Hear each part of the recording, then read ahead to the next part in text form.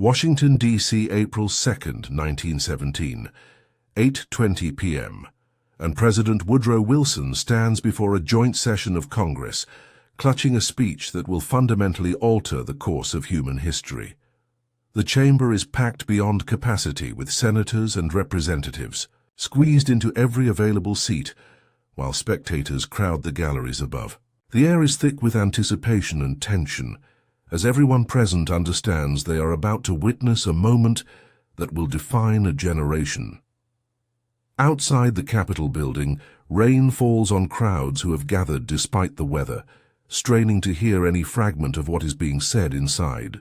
And Wilson, who has spent 2.5 years keeping America out of the European War, who won re-election just 5 months earlier on the slogan "He kept us out of war," is about to ask Congress to send American boys to die on foreign soil in a conflict that most Americans had hoped would remain Europe's problem.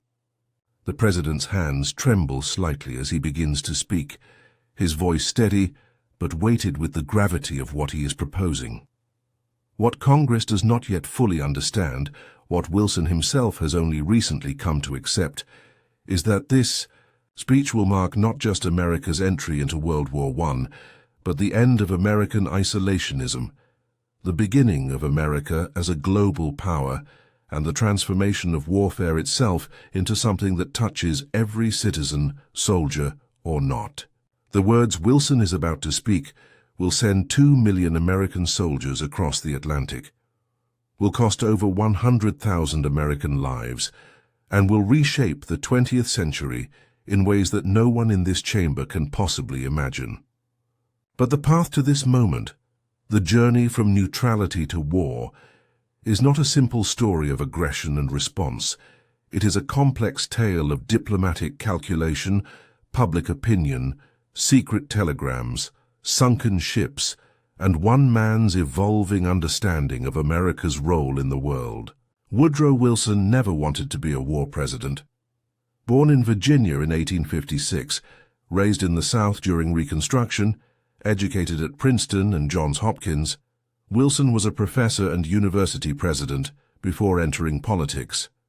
His academic background shaped his worldview, giving him a scholar's appreciation for complexity and nuance, but also an intellectual certainty that he could see solutions others missed. When war erupted in Europe in August 1914, Wilson's first instinct was to keep America out of it entirely. He issued a proclamation of neutrality on August 4th, declaring that the United States would be impartial in thought as well as action, a pronouncement that proved far easier to make than to maintain. The war that began in the summer of 1914 was unlike any conflict in human history. Where previous European wars had been fought by professional armies along defined fronts with clear objectives, this war metastasized into something monstrous. Trench warfare turned battlefields into industrial killing grounds, where tens of thousands could die gaining a few hundred yards of mud. Chemical weapons choked soldiers in their trenches. Artillery bombardments that lasted for days turned forests into moonscapes. And the death toll, climbing into the millions, shocked a world that thought modern civilization had outgrown such barbarism. America watched this carnage from across the Atlantic with a mixture of horror and relief. Relief that the United States was separated from the battlefield by 3,000 miles of ocean. Horror at the scale of destruction being inflicted on nations that Americans had ties of blood and culture with. The country was divided in its sympathies, with many Americans of German and Irish descent favoring the Central Powers, or at least opposing the Allies, while others, particularly those of British heritage and the northeastern establishment, leaned toward supporting Britain and France. Wilson tried to navigate this divide by maintaining strict neutrality, insisting that America could serve as an honest broker for peace, that the nation's moral authority depended on staying out of the conflict. But neutrality proved impossible to maintain because Britain and Germany, locked in a death struggle, would not allow the world's largest economy to simply stand aside. Britain, with the world's most powerful navy, established a blockade of Germany designed to starve the Central Powers into submission. British warships stopped American merchant vessels on the high seas, seized cargo bound for Germany, and expanded the definition of contraband to include virtually anything that might help the German war effort. American cotton merchants and grain exporters howled in protest as their goods were confiscated, as their ships were delayed for weeks while British authorities searched them. Wilson sent diplomatic notes to London protesting these violations of neutral rights, but the protests were carefully worded to avoid pushing Britain too far, because Wilson and his advisers understood that the British blockade, while inconvenient, was not killing Americans. The German response to the British blockade would prove far more deadly. Germany, unable to challenge the British surface fleet directly, turned to submarine warfare as its answer to the blockade. The submarine, a relatively new weapon in naval warfare, was particularly effective against merchant shipping but particularly unsuited to the traditional rules of naval combat. Under international law, a warship attacking a merchant vessel was supposed to surface, warn the merchant ship, allow passengers and crew to abandon ship, and only then sink the vessel. But submarines were fragile, vulnerable when surfaced, and could easily be rammed or sunk by even a lightly armed merchant ship. German U-boat commanders argued that following the traditional rules would negate their only advantage and make submarine warfare pointless. The German government agreed, and on February 4, 1915, declared the waters around Britain to be a war zone, where any ship, including neutral vessels, could be sunk without warning. The consequences of this policy became horrifyingly clear on May 7, 1915, when the German submarine U-20 torpedoed the British ocean liner Lusitania off the coast of Ireland. The ship sank in just 18 minutes, killing 1,195 people, including 123 Americans. The Lusitania was traveling from New York to Liverpool, carrying passengers who believed that traveling on a British ship meant safety through international law. The ship sank so quickly that most lifeboats could not be launched, that passengers wearing life jackets drowned in the cold Atlantic waters, that bodies washed up on Irish beaches for weeks afterward. Among the dead were famous theatrical producer Charles Frohman, multimillionaire Alfred Vanderbilt, and dozens of women and children, whose photographs filled American newspapers, turning abstract questions of neutral rights into visceral images of drowned babies and grieving families. American public opinion exploded in outrage. Newspapers across the country called the sinking murder on the high seas, demanding that Wilson take action against Germany. Theodore Roosevelt, Wilson's political rival, thundered that the sinking was an act of piracy and called for immediate war. But Wilson resisted the pressure for military action, understanding that the country was not ready for war, that the American military was woefully unprepared for a major conflict, that entering the war in a spasm of rage would be disastrous. Instead, he sent a series of diplomatic notes to Germany demanding that the imperial government disavow the sinking, compensate the victims, and pledge to end attacks on passenger liners. The crisis dragged on for months, with Germany offering partial concessions, suspending unrestricted submarine warfare after several more American deaths, but never fully accepting American demands. Wilson's Secretary of State, William Jennings Bryan, resigned in protest, believing that Wilson was being too aggressive toward Germany while too lenient toward British violations of neutral rights. Bryan, a three-time Democratic presidential nominee and committed pacifist, warned that Wilson was leading the country toward war. Through his insistence on American rights to travel on British ships through war zones, the Lusitania crisis established a pattern that would repeat through 1915 and 1916. Germany would attack ships, kill Americans, face American diplomatic protests, make promises to restrict submarine warfare, and then violate those promises when military necessity demanded it. Each cycle eroded American neutrality further, hardened American opinion against Germany and pushed Wilson incrementally closer to war. But Wilson still hoped for peace, still believed that America could serve as a mediator, still thought that the belligerents could be brought to a negotiated settlement if only someone with moral authority could convene them. In the election of 1916, Wilson ran on the slogan, "He kept us out of war," a phrase that resonated with American voters who credited the president with maintaining peace despite provocations. Wilson won re-election narrowly, his victory depending on support in the West and South, where isolationist sentiment ran strong. But even as he campaigned on peace, Wilson was preparing for war, pushing through military preparedness legislation, expanding the Army and Navy, and laying the groundwork for what he knew might be inevitable. The year 1917 began with Wilson making one last attempt at peace. On January 22nd, he delivered a speech to the Senate outlining his vision for a peace without victory, arguing that only a negotiated settlement among equals could produce a lasting peace, that a victor's peace imposed on the defeated would only sow the seeds of future conflict.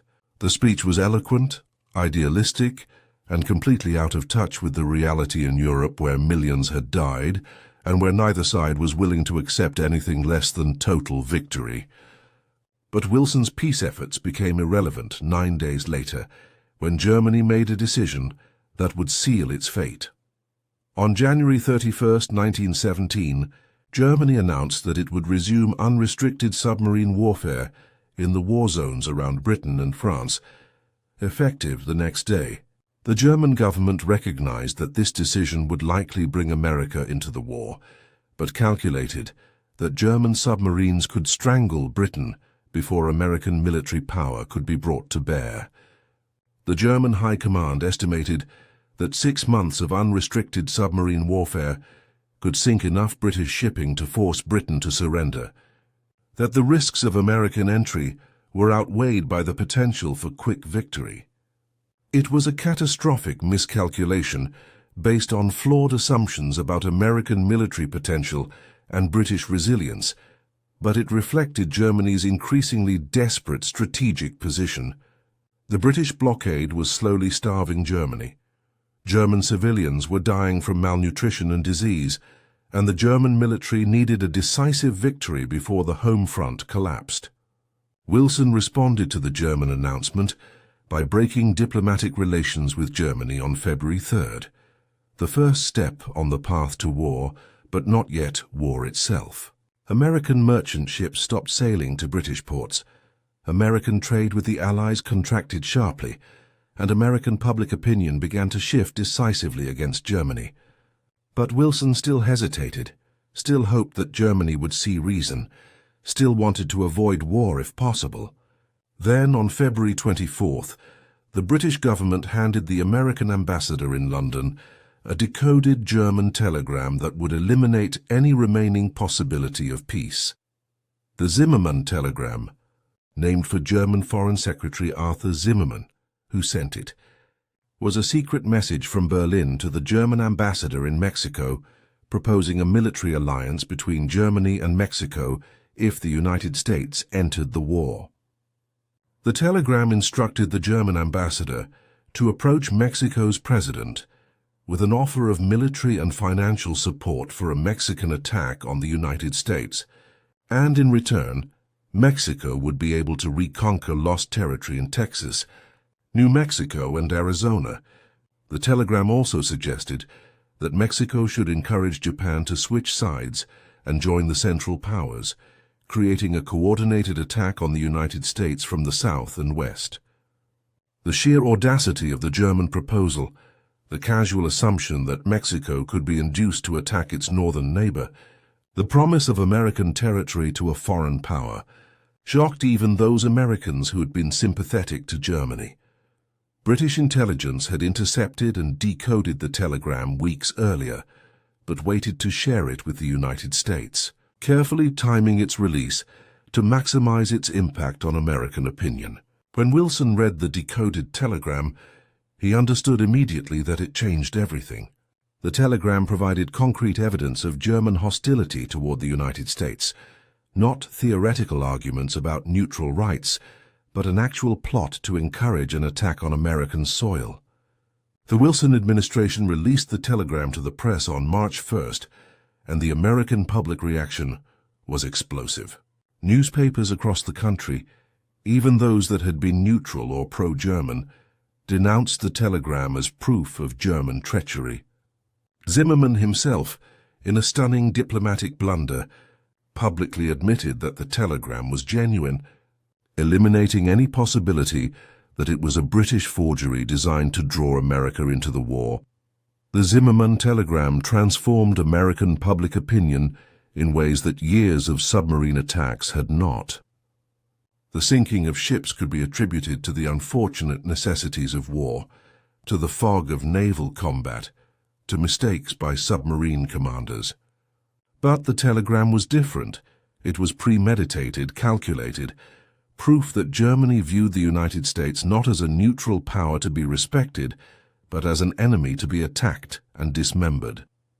The telegram made the war personal for Americans in the Southwest, who suddenly faced the prospect of Mexican invasion.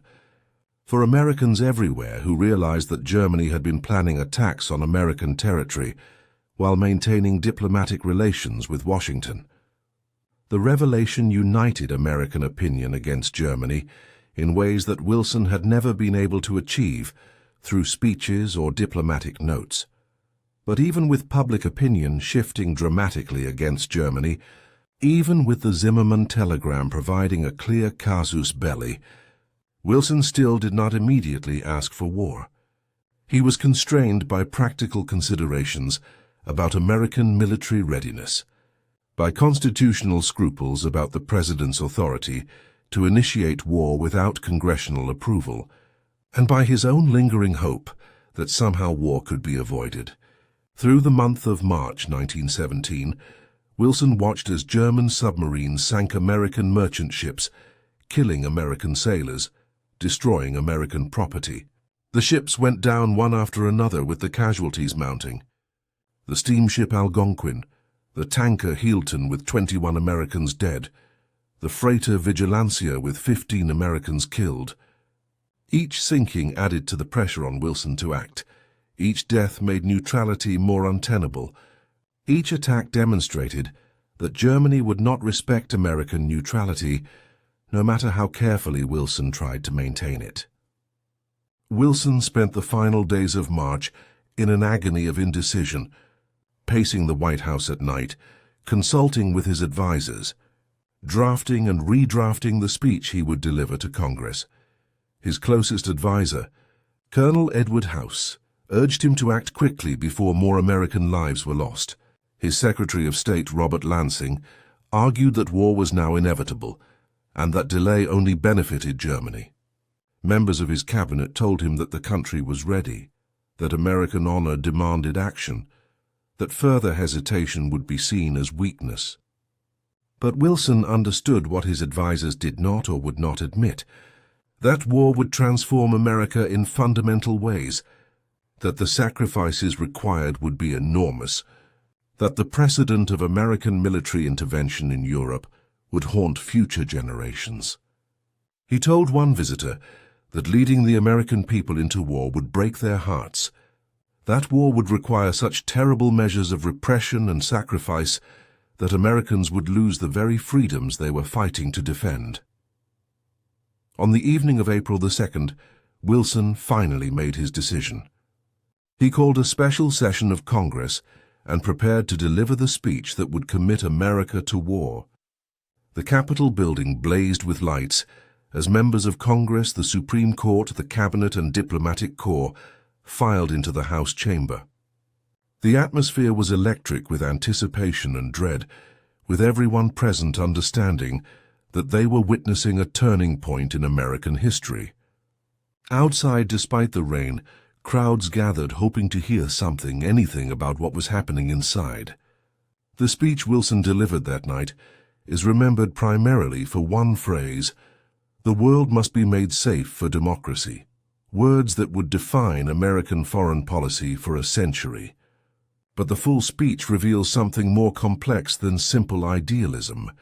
Wilson began by methodically laying out the case against Germany, detailing the submarine attacks, the violations of neutral rights, the deaths of American citizens. He described how German submarines had sunk vessels without warning, how they had destroyed lifeboats, how they had shown callous disregard for human life. He noted that Germany's actions violated not just American rights, but international law, the customs of civilized warfare, the basic decency that should govern relations between nations. But Wilson did not stop with a recitation of German crimes. He moved beyond the immediate causes of war to articulate a larger vision of what America would be fighting for. Wilson declared that America's rights as a neutral had been violated, but that the nation must fight for more than its own interests, stating that the world must be made safe for democracy, and that Americans must fight for the rights and liberties of small nations. He argued that German militarism represented a threat not just to American commerce, but to the very idea of self-government, that a world dominated by autocratic empires could not be a world where democracy flourished. He described the war in moral terms as a struggle between democracy and autocracy, between self-government and military domination, between a world order based on law and one based on force. Wilson's idealism was genuine, but it also served a practical purpose in helping Americans understand why they should care about a European war. By framing the conflict as a crusade for democracy, rather than a dispute over shipping rights, Wilson gave Americans a cause worth dying for, elevated American participation beyond mere national interest into something approaching a moral mission. The speech built to a crescendo as Wilson asked Congress for a formal declaration of war against Germany. He requested authority to mobilize the military, to appropriate funds for the war effort, to take all necessary measures to prosecute the conflict. But even as he asked for war, Wilson acknowledged its costs. He spoke of the terrible sacrifices that would be required, the lives that would be lost, the freedoms that might be endangered by the necessities of wartime. He promised that America would fight without hatred, that the American people had no quarrel with the German people, but only with their government, that America's goal was not to punish Germany, but to vindicate principles of peace and justice. These assurances would prove hollow as anti-German hysteria swept America during the war. As German Americans faced persecution and discrimination, as the government implemented exactly the repressive measures Wilson feared. But in the moment, Wilson believed or wanted to believe that America could wage war without losing its soul, that democratic values could survive even the crucible of total war.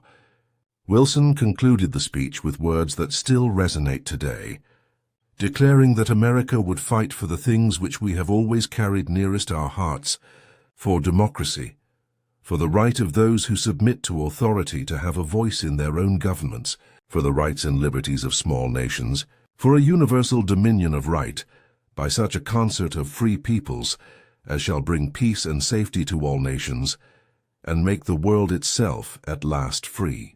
The vision was grand, perhaps impossibly grand, but it reflected Wilson's genuine belief that America could use its power not for conquest or domination, but to create a better world order. As Wilson finished speaking, the chamber erupted in applause that lasted for several minutes. Supreme Court Chief Justice Edward White, a Confederate veteran who had fought against the United States in the Civil War, stood applauding with tears streaming down his face. Members of Congress who had opposed war now recognized that the moment had come. The galleries erupted in cheers that echoed through the Capitol building and out to the crowds waiting in the rain outside. But not everyone in the chamber applauded. A handful of members of Congress sat in stony silence, unwilling to celebrate what they saw as a catastrophic decision. Senator Robert La Follette of Wisconsin, one of the most vocal opponents of American intervention, refused to join the ovation, his face set in grim disapproval. Representative Jeanette Rankin of Montana, The first woman elected to Congress wept quietly in her seat, knowing that she would soon be called upon to vote on whether to send American boys to die. The congressional debate over the war declaration lasted 3 days, with opponents making passionate arguments against intervention. They pointed out that the war had nothing to do with American security, that Europe's problems were not America's problems, that the cost in lives and treasure would be catastrophic. Senator George Norris of Nebraska delivered a powerful speech arguing that the war was being driven by munitions makers and bankers who had loaned money to the Allies and now wanted America to fight to protect their investments. He accused Wilson of being influenced by a commercial elite that had never been truly neutral, that had been selling weapons and loans to Britain and France while pretending impartiality. These arguments had merit. American neutrality had indeed been compromised by economic ties to the Allies. American banks had loaned billions to Britain and France. American factories had been producing weapons for the Allies since the war began. But the arguments for war proved more persuasive to most members of Congress. German submarine attacks had killed Americans. The Zimmermann telegram had revealed German hostility, and Wilson's moral framing of the conflict gave the war a purpose beyond mere commercial interest. On April 4th, the Senate voted 82-6 in favor of war. On April 6th, the House of Representatives voted 373-50 in favor. President Wilson signed the war resolution that same day, and the United States officially entered World War I. The America that entered the war in April 1917 was woefully unprepared for what it was about to undertake. The U.S. Army numbered only about 130,000 men, smaller than the army of Serbia, minuscule compared to the millions of men under arms in Europe.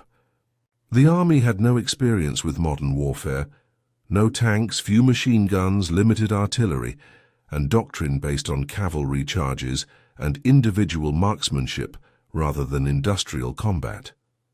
The Navy was larger and more modern, but still needed massive expansion to convoy troops across the Atlantic and combat German submarines. American industry had been producing weapons for the Allies, but was not geared for the kind of total mobilization that war would require. The nation had no system for conscripting soldiers, no way to feed and equip a mass army, no training facilities that could handle millions of recruits, no transport ships to carry them to Europe. Wilson and his administration understood these limitations and moved quickly to address them. Congress passed the Selective Service Act in May 1917, creating a draft system that would eventually register 24 million men and induct 2.8 million into the armed forces. American industry was reorganized under government direction, with new agencies created to allocate resources, set production priorities, and coordinate the massive economic effort required to wage modern war. Shipyards worked around the clock to build transport vessels and cargo ships to replace those sunk by German submarines. Training camps sprouted across the country, where raw recruits learned to be soldiers, where men from farms and factories were transformed into a modern army. The scale and speed of the American mobilization impressed even skeptical allies, who had doubted whether America could contribute meaningfully to the war effort before Germany won. But mobilization brought its own costs that Wilson had feared and tried to prepare the country for in his war message. The government created the Committee on Public Information, a massive propaganda organization that churned out posters, films, and speakers to build support for the war and demonize Germany. German Americans faced systematic persecution with their loyalty questioned, their businesses boycotted, their language banned from schools and churches. The Espionage Act and Sedition Act criminalized criticism of the war effort, sending hundreds of people to prison for expressing anti-war views. Socialist leader Eugene Debs received a 10-year prison sentence for a speech opposing the draft. Labor organizers, pacifists, and radical journalists found themselves arrested and their publications banned from the mail. The civil liberties that Wilson had worried about in his private moments before asking for war were indeed sacrificed to what government officials called military necessity. The America of 1917 and 1918 was not the free and open society that had existed before the war, and some of the restrictions and suspicions created during the war years would never entirely disappear. The first American troops arrived in France in June 1917 with General John J. Pershing commanding the American Expeditionary Force, but it would be nearly a year before American forces participated in major combat operations, as Pershing insisted on keeping American units together under American command, rather than parceling them out as replacements for exhausted Allied divisions. The Allies, desperate for manpower, pushed hard for American troops to be integrated into British and French armies. But Pershing and Wilson held firm, understanding that America needed to maintain its independent voice in the war and in the eventual peace negotiations. By the spring of 1918, American forces began to have a decisive impact with their numbers and fresh fighting spirit, helping to stop the last German offensives and then driving German forces back in a series of brutal battles through the summer and fall. The American contribution to Allied victory was significant, though not as decisive as American propaganda suggested at the time. American troops fought bravely and suffered terribly, with over 100,000 Americans dying in combat or from disease during the war. The battles at Belleau Wood, Château-Thierry, Saint-Mihiel, and the Meuse-Argonne earned places in American military history alongside Gettysburg and Antietam. But Wilson's vision for the war extended beyond military victory to the kind of peace that would follow. Even as American soldiers fought in France, Wilson was planning for the post-war world, developing his 14 points that outlined his vision for a peace based on self-determination, open diplomacy, freedom of the seas, and most importantly, a League of Nations that would prevent future wars through collective security. When Germany requested an armistice in October 1918, Wilson insisted that the armistice be based on his 14 points, that the old system of secret treaties and balance of power politics be abandoned in favor of a new world order. The armistice. That ended the fighting on November 11, 1918, was indeed based on Wilson's terms, a diplomatic victory that seemed to vindicate his decision to enter the war and his vision for what American participation could achieve. Wilson traveled to Paris in January 1919 for the Peace Conference, the first American president to travel to Europe while in office, greeted by enormous crowds who saw him as a savior who would create a just peace. But the Paris Peace Conference revealed the limits of Wilson's idealism when confronted with the hard realities of power politics. Britain and France, having sacrificed millions of lives and faced economic ruin, wanted to punish Germany, not rehabilitate it. They wanted to expand their empires, not grant self-determination to colonized peoples. They saw Wilson's 14 points as naive American moralizing, disconnected from European realities. The Treaty of Versailles that emerged from the conference was a compromise that satisfied no one, imposing harsh terms on Germany while failing to address the underlying causes of the war, creating new nation-states that contained their own ethnic conflicts, establishing a League of Nations but without the enforcement mechanisms to make it effective. Wilson brought the treaty back to the United States and found that the Senate, controlled by Republicans after the 1918 elections, was skeptical of the League of Nations and the commitments it would impose on American foreign policy. Senator Henry Cabot Lodge, Wilson's political nemesis, led the opposition, arguing that the League would entangle America in foreign conflicts and undermine American sovereignty. Wilson refused to accept any reservations or modifications to the treaty, insisting that it be ratified exactly as written. he embarked on a national speaking tour to build public support for the treaty, traveling thousands of miles, delivering dozens of speeches, pushing himself to physical exhaustion, trying to convince Americans that the League of Nations was essential to prevent future wars. In Pueblo, Colorado on September 25, 1919, Wilson gave a passionate speech about the graves of American soldiers in France, about the obligation to make their sacrifices mean something, about the necessity of the League to prevent future generations from paying the same terrible price. Hours later, Wilson collapsed from exhaustion and suffered a severe stroke that left him partially paralyzed for the rest of his presidency. The Senate never ratified the Treaty of Versailles. America never joined the League of Nations that Wilson had fought so hard to create. The war that Wilson had promised would make the world safe for democracy instead led to the rise of fascism in Italy, Nazism in Germany, and communist totalitarianism in Russia. The peace without victory that Wilson had called for in January 1917 might have been achievable then, but the victor's peace imposed in 1919 created the conditions for an even more destructive conflict 20 years later.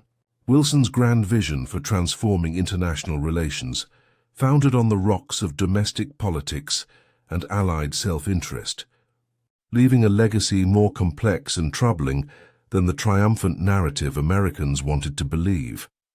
The speech Wilson delivered on April 2, 1917, changed American history in fundamental ways. It ended the nation's traditional policy of avoiding entanglement in European conflicts, a policy dating back to George Washington's farewell address. It established the precedent for American military intervention abroad in the name of democracy and human rights, a precedent that would be invoked repeatedly throughout the 20th century in conflicts from World War II through Korea, Vietnam, Iraq, and Afghanistan. It created the template for how American presidents justify foreign wars to the public, appealing to ideals and values rather than naked national interest, framing military action as crusades for freedom rather than exercises in power politics. The speech's famous phrase about making the world safe for democracy became a rallying cry and a burden, inspiring Americans to believe that their military power could reshape the world while blinding them to the limits of what military force can achieve. Wilson's decision to ask for war in April 1917 was the right decision in the narrow sense that American interests and values were genuinely threatened by German actions. The submarine warfare that killed American civilians, the Zimmermann telegram that plotted attacks on American territory, and the broader threat of German domination of Europe all represented real challenges that America could not simply ignore. But Wilson's broader claims about what the war would achieve, his vision of democracy spreading and militarism being defeated, proved tragically optimistic. The war did not end all wars as Wilson had hoped. It did not make the world safe for democracy, but instead created conditions for new forms of tyranny. The American soldiers who marched off to war singing "Over There" and believing they would return as heroes came back to a country struggling with recession, labor unrest, racial violence, and disillusionment with the promises that had sent them to fight. The speech that Wilson delivered that rainy night in April continues to resonate because it captured both the best and worst of American idealism. The belief that America could use its power for good in the world, that American values were universal values worth fighting for, that democracy was not just a system of government, but a moral cause. These ideas shaped American foreign policy for a century and continue to influence how Americans think about their role in the world. But the speech also revealed the dangers of that idealism when it becomes disconnected from realistic assessment of what can be achieved, when moral certainty overrides prudent calculation of costs and consequences, when the desire to do good leads to unintended harm. Wilson genuinely believed that American entry into the war would create a better world, and his sincerity is beyond question. But sincerity is not the same as wisdom, and good intentions do not guarantee good outcomes.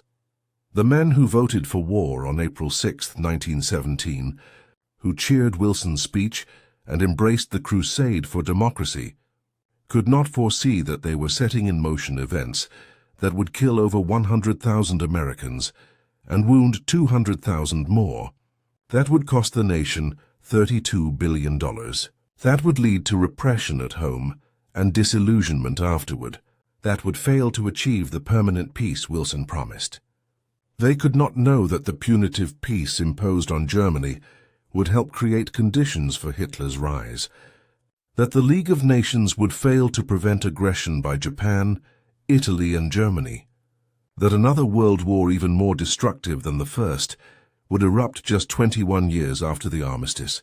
They believed, as Wilson asked them to believe, that this was a war to end all wars, that their sacrifices would purchase permanent peace for future generations. That belief was sincere, noble, and ultimately tragically wrong. Looking back from the perspective of more than a century, Wilson's war message stands as one of the most consequential presidential speeches in American history. It committed the United States to a path of global engagement that the nation has never entirely abandoned. It established democracy promotion as a core tenet of American foreign policy. It demonstrated that American power, once mobilized, could tip the balance in global conflicts. But it also revealed the limits of that power, the gap between American ideals and achievable outcomes, the unintended consequences of even well-intentioned interventions. The speech asks us to grapple with fundamental questions about when America should use military force. What goals are worth American lives? How to balance idealism with realism in foreign policy. Questions that remain as relevant today as they were in April 1917. President Wilson left the Capitol that night believing he had done what was necessary and right, that he had led America into a war that would indeed make the world safe for democracy. He could not know that his vision would prove far more complicated in execution than in expression, that the peace he hoped for would prove elusive, that the world he tried to create would take a very different shape than he imagined. But he had spoken the words that would send America to war, had set in motion forces that would transform his nation and the world, had delivered a speech that would echo through the decades as both an inspiration and a warning about the promises and perils of American power. The rain that fell on Washington that April night seemed fitting weather for such a momentous and somber occasion, as if the heavens wept for what was beginning, for the lives that would be lost, for the dreams that would be shattered, for the world that would never be quite the same again.